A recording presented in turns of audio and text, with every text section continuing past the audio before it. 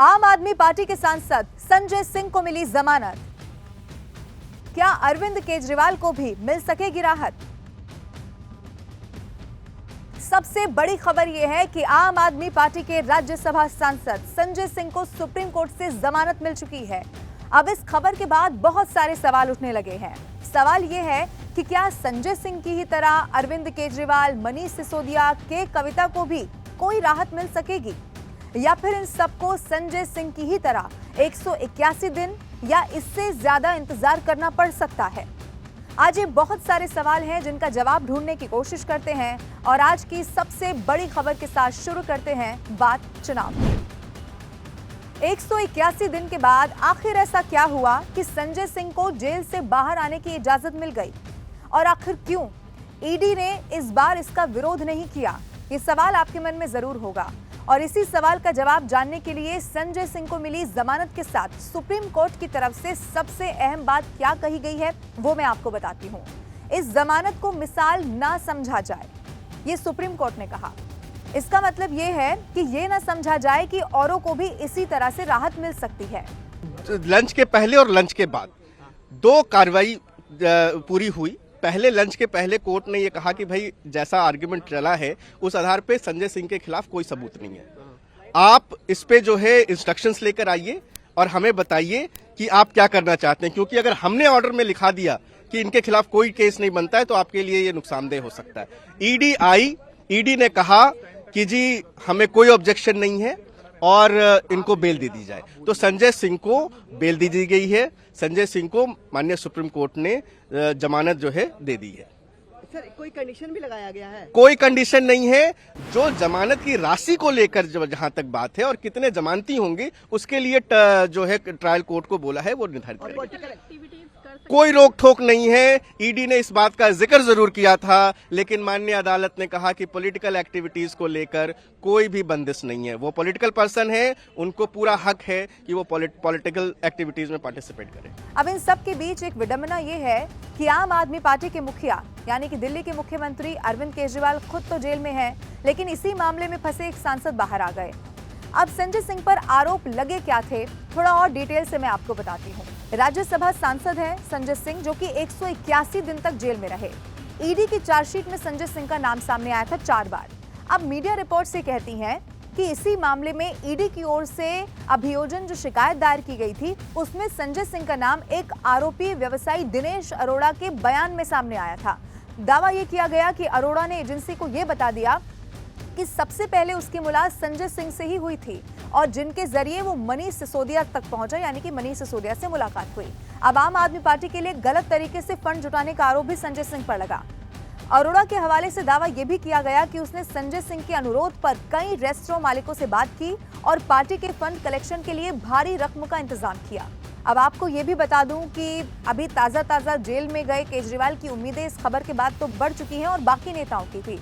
केजरीवाल अब देखिए पहले से जेल में है, लेकिन जब पूछताछ हो रही है, जब वो बोल रहे हैं तब बहुत सारे राज खोल रहे हैं। एक सियासी भूचाल और आया जब अरविंद केजरीवाल ने, ईडी के सूत्रों ने दावा ये किया कि अरविंद केजरीवाल ने कहा कि विजय नायर जो है वो आतिशी और सौरभ को रिपोर्ट करते थे।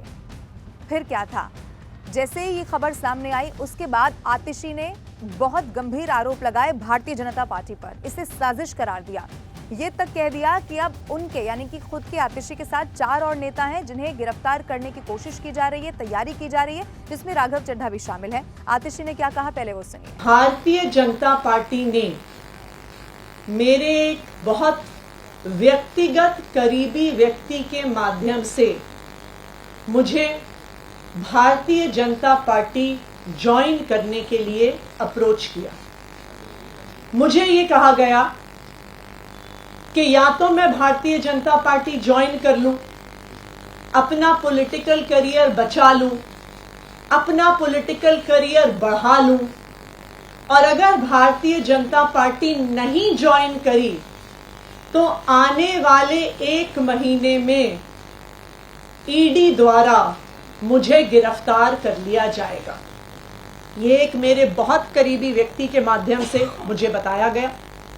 उन्होंने कहा कि प्रधानमंत्री नरेंद्र मोदी जी और भारतीय जनता पार्टी ने अपना मन बना लिया है कि आम आदमी पार्टी को और उसके सभी नेताओं को अब वो कुचलना चाहते हैं, खत्म करना चाहते हैं। पहले उन्होंने आम आदमी पार्टी के सारे शीर्ष नेतृत्व को अरेस्ट करके जेल में डाल दिया। पहले सत्येंद्र जैन जी की गिरफ्तारी हुई, फिर मनीष सिसोदिया जी की गिरफ्तारी हुई, फिर संजय सिंह जी की गिरफ्तारी हुई और अब दिल्ली के मुख्यमंत्री अरविंद केजरीवाल जी को भी गिरफ्तार कर लिया गया है।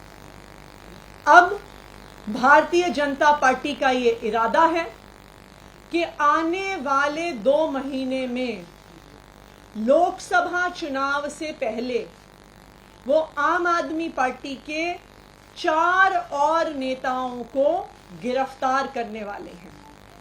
वो मुझे गिरफ्तार करेंगे, वो सौरभ भारद्वाज को गिरफ्तार करेंगे, वो दुर्गेश पाठक को गिरफ्तार करेंगे और वो राघव चड्ढा को गिरफ्तार करेंगे।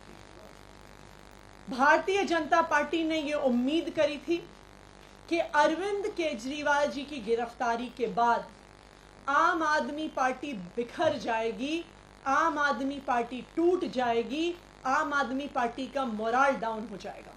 अब आतिशी के इस बयान के बाद राजनीतिक विश्लेषकों का मानना यह भी है कि अगर सच में ऐसा हो गया जैसा आतिशी कह रही हैं, या फिर कोई ऐसी स्थिति जिसमें अरविंद केजरीवाल को सच में जो मुख्यमंत्री पद की जिम्मेदारी है वो किसी और को सौंपनी पड़ गई, तो फिर बाहर आखिर बचेगा कौन?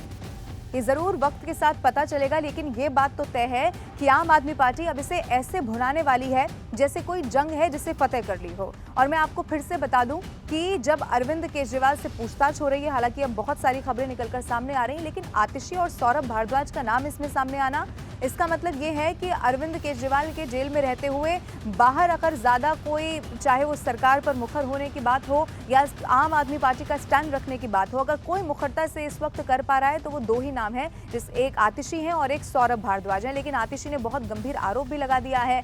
अब दूसरी तरफ आप ये भी देख लीजिए कि राजनीतिक जो प्रतिक्रियाएं हैं इसको लेकर वो ऐसे आने लगी हैं कि देखिए संजय सिंह तो निर्दोष थे, इसीलिए संजय सिंह को आखिरकार सुप्रीम कोर्ट को जमानत देनी पड़ी है, और ये वही विपक्ष है जो रह रहकर जांच एजेंसियों पर आरोप लगाते रहे हैं और सीधे सीधे बीजेपी पर निशाना साधते रहे हैं। लेकिन ये ऐसे वक्त में सब कुछ होना जब लोकसभा चुनाव इतने करीब है, और इसका चुनाव पर क्या असर होता है ये जरूर वक्त बताएगा, और इसके लिए देखना होगा कि आने वाले समय में चुनावी नतीजों में भी क्या इसका कोई असर हो पाता है क्या।